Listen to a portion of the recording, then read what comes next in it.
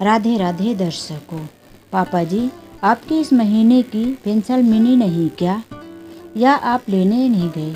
वैसे आपकी पेंशन हर महीने की 10 तारीख को तो आ जाया करती थी। आज 17 तारीख है, फिर क्या हुआ?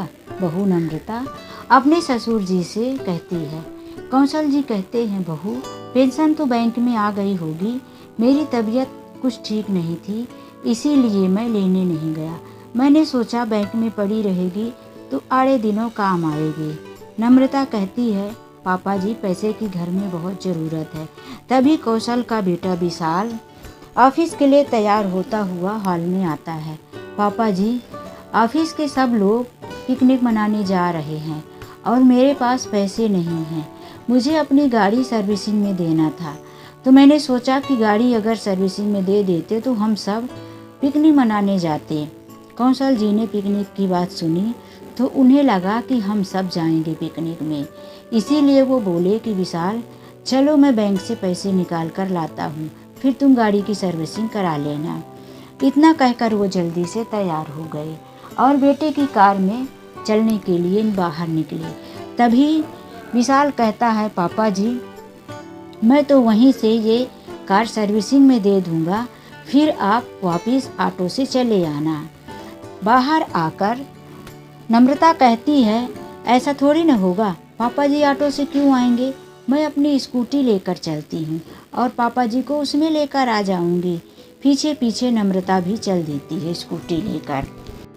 कौशल जी बैंक से पेंशन निकालकर बेटे के हाथ में पकड़ा देते हैं। तभी बेटा कहता है, पापा जी आप चलिए, मुझे एक अर्जेंट कॉल आ रहा है, पहले मैं अब मिल लेता हूँ, उसके बाद मैं गाड़ी सर्विसिंग में दूँगा। और उसी समय नम्रता कहती है, पापा जी आप थोड़ा रुकिए, मेरी सहेली का अर्जेंट कॉल आ रहा है, मैं उससे मिलकर फिर आपको लेकर चलती हूँ। दोनों बहू बेटे अपने अपने रास्ते चले गए। कुछ घंटों तक कौशल जी अपने बहू और बेटे का इंतजार करते रहे, लेकिन जब बहुत देर हो गई तो वहाँ से पैदल ही चल देते। वो ऑटो से भी जाते तो कैसी, उनके पास तो किराए के लिए भी पैसे नहीं थे। जब वो घर पर आए तो उन्होंने देखा कि उनका बेटा और बहू घर पहुंच चुके थे। तभी बेटे से कहने लगे, बेटा तुम दोनों चले आए, मैं बहुत परेशान हो गया। इतने में विशाल कहता है, पापा जी परेशानी तो होती है, इसीलिए मैं एक तरकीब बता रहा हूँ, लीजिए आप इस पेपर में साइन कर दीजिए, ताकि आपकी जो ये पेंशन है तो बार बार आपको बैंक में जाना ना पड़े, मैं ही जाके निकाल कर लाया करूँगा। कौशल जी इतना थके हुए थे कि उन्हें भी मुसीबत लगी बैंक जाना और आना, इसीलिए उन्होंने तुरंत वहीं पर साइन कर दिया। अब तो उनकी पेंशन भी उनके हाथ से गई, उनका बेटा ही निकाल कर ले लिया करता था। आए दिन कौशल जी को परेशानी का सामना देखना पड़ता था। कौशल जी अपनी बहू और बेटे के साथ रहते थे। कौशल जी की पत्नी का देहांत हुए 2 साल हो गए थे। जब कौशल जी की पत्नी जिंदा थी तब बहू नम्रता की जुबान नहीं चलती थी और बेटा भी ज़्यादा चूँ चपड़ माँ के सामने नहीं करता था। मेरी भी घर में बहुत इज्जत होती थी, मैं अपनी सैलरी लाकर अपनी पत्नी के हाथ में ही देता था। लेकिन जब से कौशल जी की पत्नी इस दुनिया को छोड़कर गई है, तब से बहू के तो पंख निकल आए हैं। इस घर की ऐसे मालकिन बनी बैठी है कि मेरा भी इस घर में नौकरों की तरह हाल हो गया है। हमेशा ऊंची आवाज़ में चिल्लाती रहती है। कौशल जी ब्राह्मण परिवार से हैं। उनके पिताजी दादाजी उनके परिवार के सारे लोग ब्राह्मण और पुरोहितों का काम किया करते थे, पूजा पाठ करवाया करते थे। लेकिन कौशल जी की सरकारी नौकरी लगने की वजह से उनकी लाइन बदल गई थी, इसीलिए वो आज भी पूजा पाठ और संस्कारों में ही रहते थे, क्योंकि अपने खानदान का रिवाज उन्होंने भूला नहीं था। लेकिन कौशल जी के पत्नी के इस दुनिया से जाने के बाद बहू घर में कभी कभी नॉनवेज भी लाया करती थी। घर में बनाने से तो थोड़ा डरती थी, लेकिन वो लोग बाहर से मंगवा कर खाया करते थे। कौशल जी मना करते तो नम्रता कहती कि बुढ़ा पुराने रीति रिवाजों को लेकर बैठा है। एक आध बार उसके मुंह से ये बातें कौशल जी ने सुन भी लिया था। उन्होंने मन में सोचा कि जब बहू ऐसे अपने सामने कह रही है तो उसको मेरे मुंह पर बोलने में कितना टाइम लगेगा। मुझे अपनी इज्जत बचानी है तो ऐसी बहू से मुंह लगना ठीक नहीं है। आए दिन नम्रता विशाल से कहती कि तुम अपने पापा से कहकर गांव की ज़मीन बेचकर यहाँ पर एक अच्छा सा फ्लैट ले लो। बड़ा फ्लैट रहेगा तो उसमें 3 लोग आराम से रह पाएंगे। नम्रता चाहती थी कि गांव का जो घर और ज़मीन है वो भी किसी तरह से हमारे नाम पर हो जाए, फिर इस बुढ़े से हमारा पीछा छूटे। इसीलिए वो अपने पति को हमेशा भड़काया करती थी। एक दिन विशाल ने कहा, पापा जी हम लोग तो अब गांव में रहने जाएंगे नहीं, आप वहां अकेले रहेंगे नहीं, इसीलिए आप क्यों नहीं गांव की ज़मीन और खेत बेच देते। आखिर वहां पर जो खेतों में उपज होता है तो जो गांव वाले खा रहे हैं उससे हमें क्या लाभ होता है।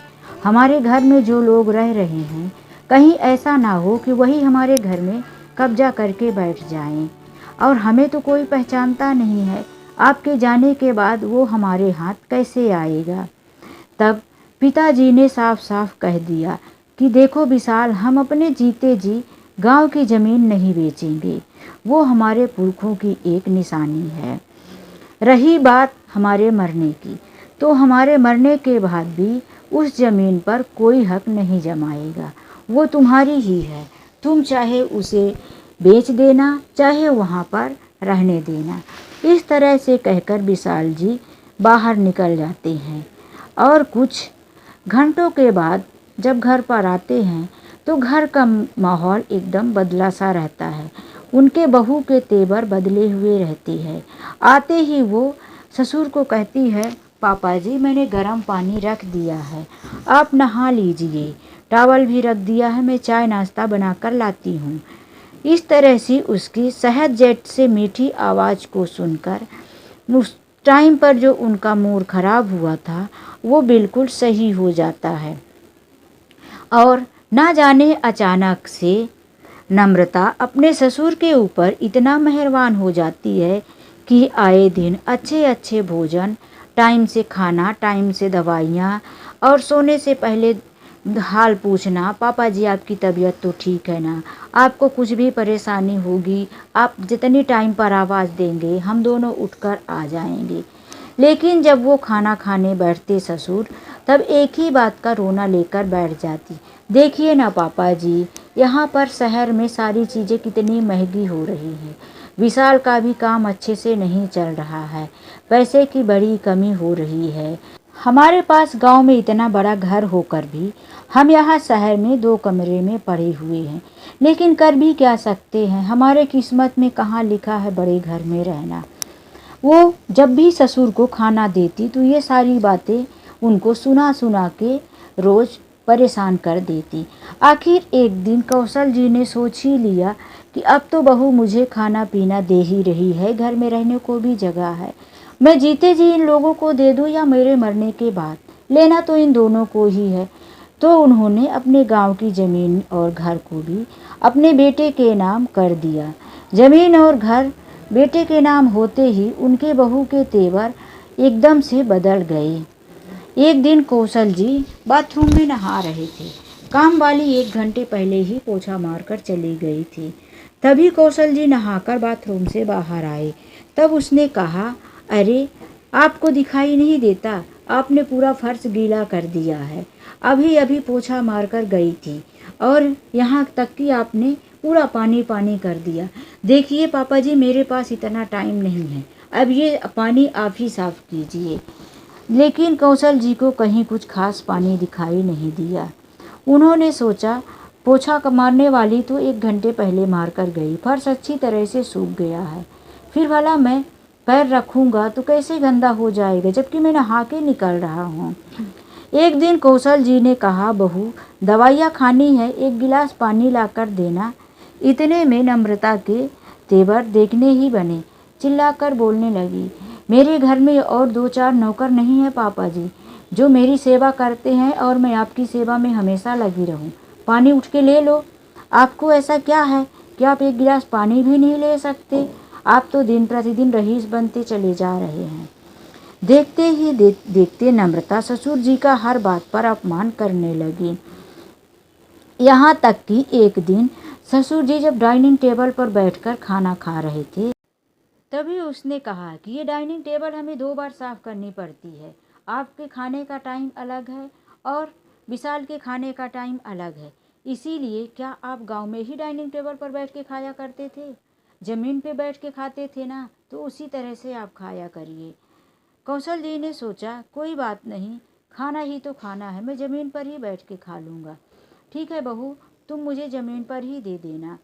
फिर भी इतने में नम्रता का जी नहीं भरा।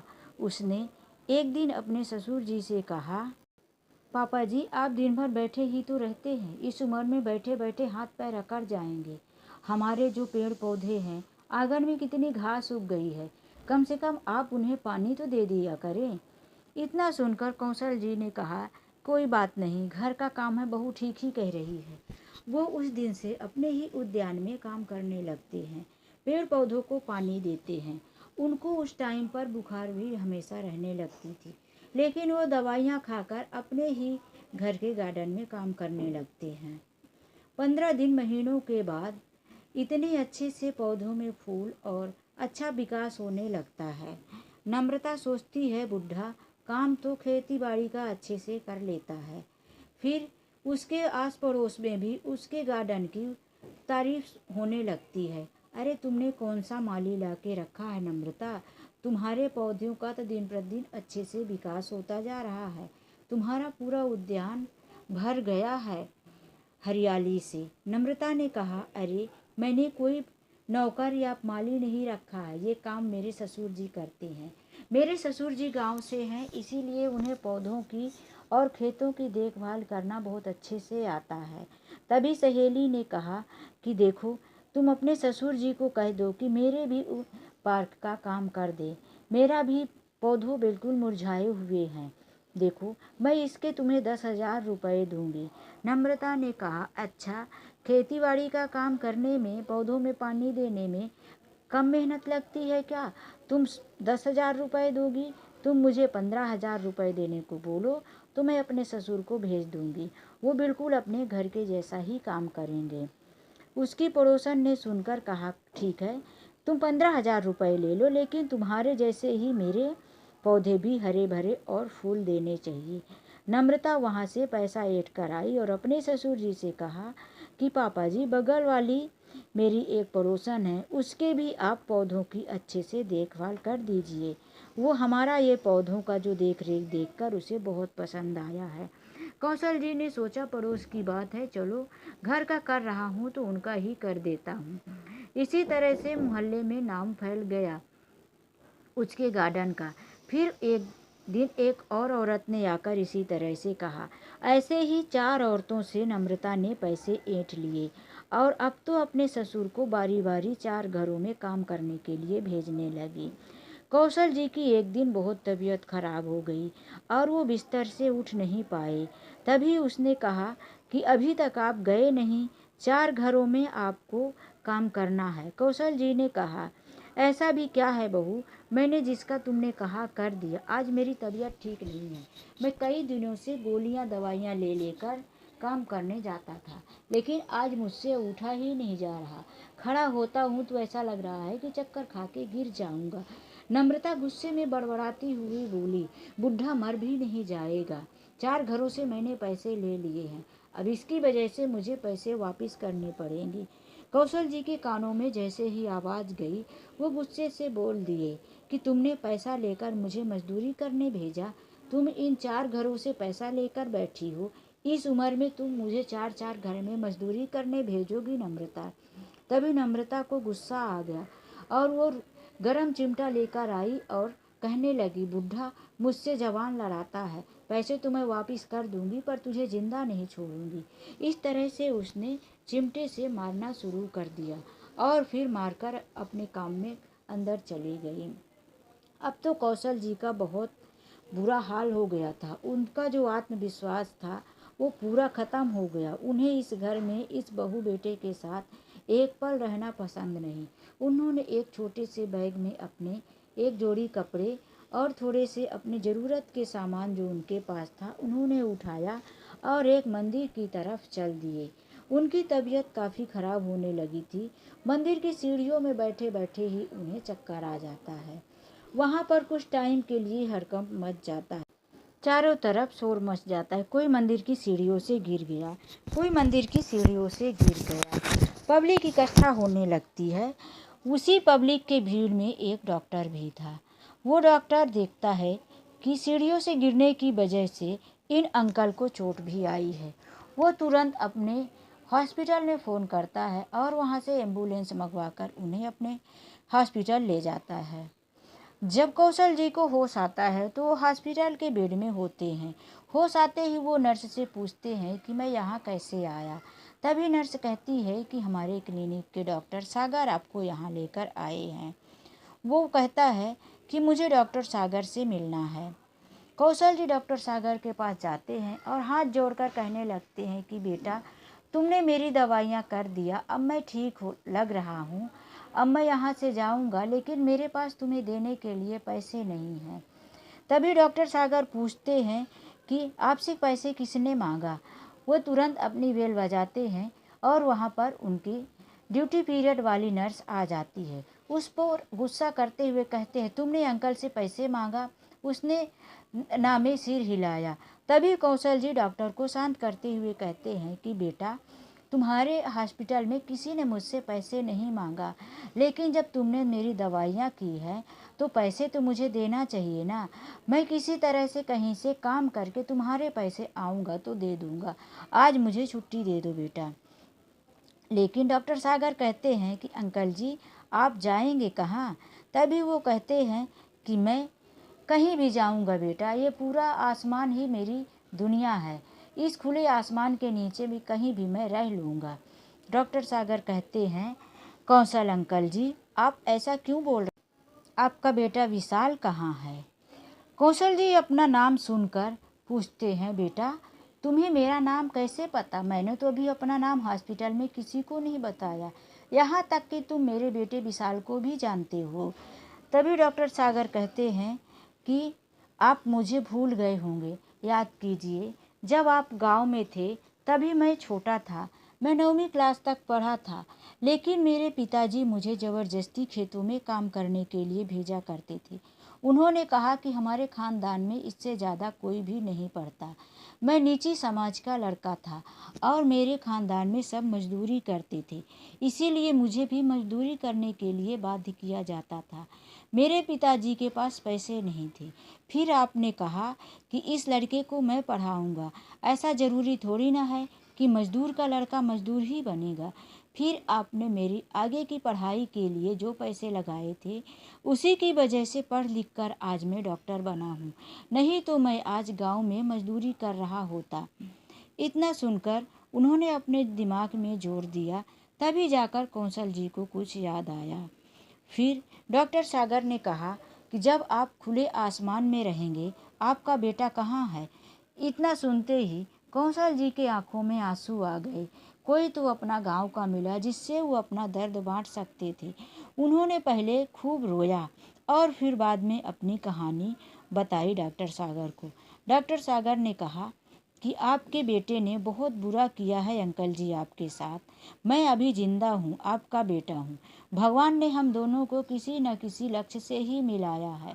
शायद आपकी अच्छाई ही आपको मेरे पास तक लेकर आई है। अब आप कहीं नहीं जाएंगे, आप मेरे साथ मेरे घर चलिए। कौशल जी कहने लगे, बेटा, जब अपना ही खून साथ नहीं दिया तो मैं और किस पर भरोसा कर सकता हूँ। डॉक्टर सागर कहने लगे, आप ऐसा मत बोलिए अंकल जी। जिस तरह से हाथ की पांचों उंगलियां एक बराबर नहीं होती, उसी तरह से इस धरती में सब इंसान एक जैसे नहीं होती। डॉक्टर की बातें सुनकर कौशल जी ने कहा कि ठीक है बेटा, तुम तो मुझे ले जाओगे, लेकिन बहू का क्या? क्या बहू मुझे अपने घर में रखेगी? तभी डॉक्टर सागर ने कहा, अंकल जी, मेरी पत्नी बहुत अच्छी है। वो एक अनाथ लड़की है। उसे बचपन से माता पिता का प्यार कभी नहीं मिला। वो हमेशा से चाहती थी कि उसके सास ससुर होते तो उसे माता पिता का प्यार मिलता। वो मेरी माता का बहुत अच्छे से ध्यान रखती है। मेरे पिताजी तो अब इस दुनिया में रहे नहीं। विशाल जी कहते हैं कि ठीक है बेटा, जैसा तुम ठीक समझो। सागर कौशल जी को गाड़ी में बिठाकर पहले एक कपड़े की दुकान पर जाता है और उन्हें कुछ कपड़े दिलाते हैं। उसके बाद एक अच्छे से होटल में ले जाकर उन्हें नहला धुलाकर पेट भर खाना खिलाते हैं। कौशल जी बहुत दिनों के बाद अच्छे कपड़े और अच्छा खाना पाकर बहुत अच्छा महसूस करते हैं। कौशल जी जब डॉक्टर सागर के घर पर आते हैं तो उनका फूलों की माला और आरती से स्वागत करती हैं सागर की पत्नी। अंदर जाते हैं कौशल जी तो उन्हें एक साफ सुथरे सोफा में बैठाकर सागर की पत्नी कौशल जी के पैरों को धोकर उनका स्वागत करती हैं, उनका चरण स्पर्श करती हैं। कौशल जी सोच रहे थे कि मैं इतने मान सम्मान के लायक हूँ कि नहीं, लेकिन उनके दिल को बहुत ही अच्छा लग रहा था इस तरह से उनका स्वागत करना। तभी सागर की माँ भी आ जाती है। सागर की माँ पहले नहीं पहचान पाती। फिर कौशल जी कहते हैं कि बहन जी, आप अच्छे से याद कीजिए। सागर भी उन्हें याद दिलाने में कोशिश करता है। फिर सागर की माँ को याद आता है कि हाँ, कौशल जी हमारे पड़ोस में उनके माता पिता उन्हीं गांव के पंडित हुआ करते थे। सागर की माँ दोनों हाथ जोड़कर कहती है कि भाई साहब, आप इसे अपना ही घर समझिए, आपको इस घर में कोई तकलीफ नहीं होगी। कौशल जी कहते हैं जी बहन जी। इतने में डॉक्टर सागर के दो प्यारे प्यारे बच्चे भी स्कूल से आते हैं। वो पूछते हैं मम्मा, ये कौन है?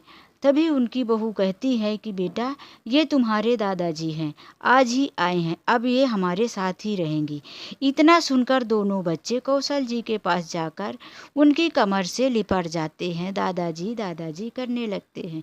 कौशल जी को भी बच्चों का प्यार पाना बहुत ही अच्छा लगता है। अब तो कौशल जी पास के गार्डन में भी जाने लगे थे। वहाँ पर उन्होंने कई दोस्त बना लिया था। कौशल जी ब्राह्मण खानदान से हैं, इसीलिए वो हमेशा धर्म कर्म और कथा वार्ता की पुस्तकें खुद ही पढ़ा करते थे।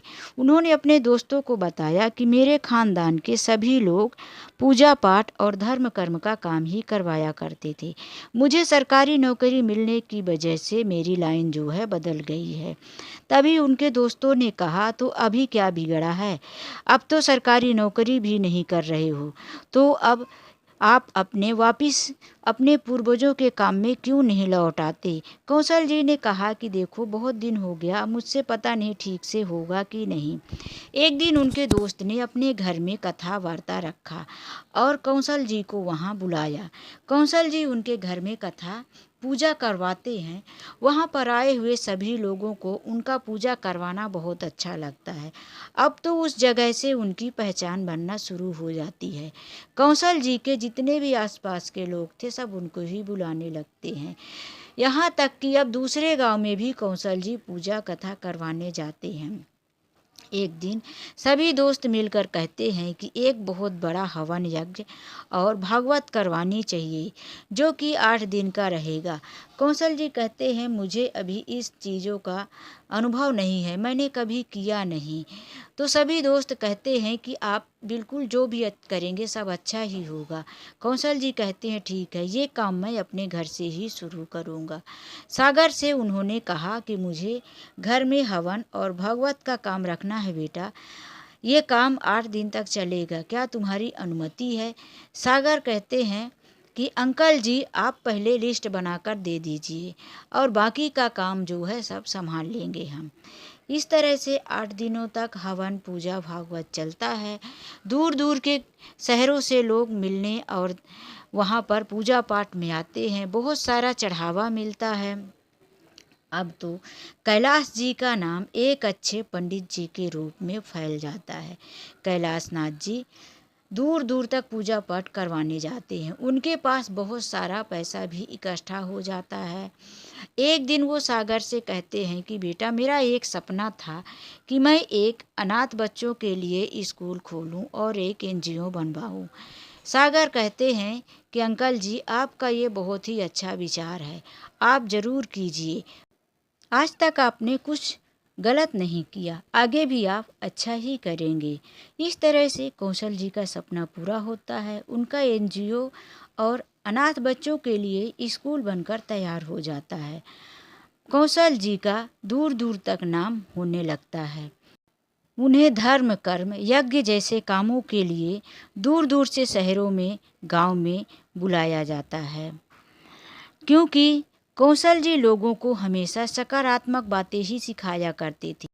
झूठ और पाप से दूर रहना, बड़े बुजुर्गों का मान सम्मान करना, खाने में संयम रखना, मांस मदिरा से दूर रहना। लोग उनकी बात मानकर इस उनके कहे हुए वचनों को अपनाने लगे। इसीलिए लोगों का जीवन भी सुखी से व्यतीत होने लगा। कौशल जी के मन में कोई छल कपट, कोई लालच नहीं थी। इसीलिए भगवान भी उनका साथ दे रहे थे। जिसे भी जो वचन बोल देते थे, भगवान उस वचन को जरूर पूरा करते थे। इधर विशाल अपने ऑफिस में एक दिन घूस लेते हुए पकड़ा जाता है। कोई उसकी वीडियो बनाकर उसे भेजता है और उससे पैसे लेने के लिए कहता है। विशाल कहता है, तुम वीडियो मेरे पास भेजकर डिलीट कर दो, जो पैसे चाहिए मैं वो तुम्हें दे दूँगा। पहले तो वो 10,000 मांगता है, फिर उसकी लालच बढ़ जाती है। ऐसे ही वो 10,000 20,000 करके विशाल को ब्लैकमेल करने लगता है। नम्रता अपने ससुर के काम के बदले में जो पैसा पड़ोसियों से लाई थी, विशाल उन्हीं पैसों को ले जाकर दे देता है। नम्रता जब पैसे ढूंढती है, पैसे ना मिलने पर वो विशाल से झगड़ा करती है, क्योंकि पड़ोसियों को उनके पैसे वापस चाहिए था। अब पति पत्नी दोनों के बीच में बहुत झगड़ा होने लगता है। उधर विशाल के भी पास इतने पैसे नहीं रहता कि ब्लैकमेलर को वो बार बार पैसे दे, जिसकी वजह से वो वीडियो बॉस के पास भेज देता है और विशाल की नौकरी छूट जाती है। विशाल बहुत ज़्यादा परेशानी और टेंशन में रहने लगता है। वो शराब और जुए का सहारा ले लेता है। एक दिन विशाल किसी क्लब में जुए और शराब के नशे में डूबा हुआ वहाँ पर था। तभी वहाँ पर पुलिस की रेड पड़ती है। कुछ लोग वहाँ से भाग जाते हैं और कुछ लोग पकड़े जाते हैं। पकड़े जाने वाले लोगों में से विशाल भी था। कुछ दिनों तक विशाल पुलिस लॉकअप में रहता है। फिर जब उसका केस का फैसला होता है तो उसे 20 साल की सज़ा और 20 लाख रुपए जुर्माना हो जाता है। विशाल की पत्नी बहुत कोशिश करती है कि विशाल को छुड़ा ले, लेकिन वो अब कुछ कर नहीं पाती। वो चाह कर भी विशाल को कहाँ से छुड़ाए, उसके पास पैसे नहीं होते। फिर विशाल उसे कहता है कि अब हमारे पास एक ही आइडिया है कि तुम मुझे सज़ा से बचा लो, घर बेच दो और 20 लाख रुपए लाकर भर दो, ताकि जुर्माना भरने से मैं सज़ा से बच जाऊं। विशाल जब जेल से छूट कर आता है तो मोहल्ले वाले ना जाने उसे किस तरह तरह से ताने मारते हैं, उसे घृणा की नज़र से देखते हैं। घर तो उसका बिक ही गया था, अब मोहल्ले में भी कहीं उसके लिए जगह नहीं थी। इसीलिए दोनों एक छोटा सा मकान लेकर चले जाते हैं दूसरे मोहल्ले में रहने, लेकिन उनके पास भी पैसे नहीं रहते भाड़ा किराया देने के लिए। तो वहाँ से भी मकान मालिक उनको निकाल फेंकने की रोज़ धमकी देता है। तभी वो लोग एक दिन पेपर में पढ़ते हैं कि फ्रंट में उनके पिताजी की तस्वीर छपी थी, जिसमें से उनके एनजीओ और स्कूल का पूरा पता था। तभी नम्रता कहती है कि आखिर वो तुम्हारे पिता हैं, तुमको इतनी मुसीबत में देखकर वो ज़रूर तुम्हारी मदद करेंगे, चलो अपने पिताजी से मदद मांगने। नम्रता और विशाल दोनों जाते हैं अपने पिताजी से मदद मांगने। वहाँ एनजीओ में जाते हैं, वहाँ पर रह रहे कर्मचारी मैनेजर से वो बातें करते हैं। उस टाइम पर कौशल जी कहीं बाहर गए हुए थे। 3 दिनों के लिए उन्हें किसी धार्मिक काम से बाहर बुलाया गया था। उनके पास फ़ोन जाता है कि 2 पति पत्नी आए हुए हैं, आपसे मिलना चाहते हैं। कौशल जी ने कहा उन्हें जिस चीज़ की कमी हो उनकी ज़रूरत पूरी कर दिया जाए और उन्हें वहाँ रहने की व्यवस्था कर दें। फिर भी वो लोग बार बार कौशल जी से मिलने की ही बातें कर रहे थे। वहाँ के कर्मचारी ने कहा, आपको यहाँ किस चीज़ की तकलीफ़ है, आप हमें बताइए। अभी हमारे महाराज जी यहाँ नहीं हैं, उन्हें लौटने में थोड़ा टाइम लगेगा। किसी तरह से वहाँ पर नम्रता और विशाल 3 दिन गुजारते हैं। चौथे दिन कौशल जी आ जाते हैं, लेकिन वो थके और उनकी तबीयत खराब होने की वजह से वो एनजीओ में नहीं जा पाते।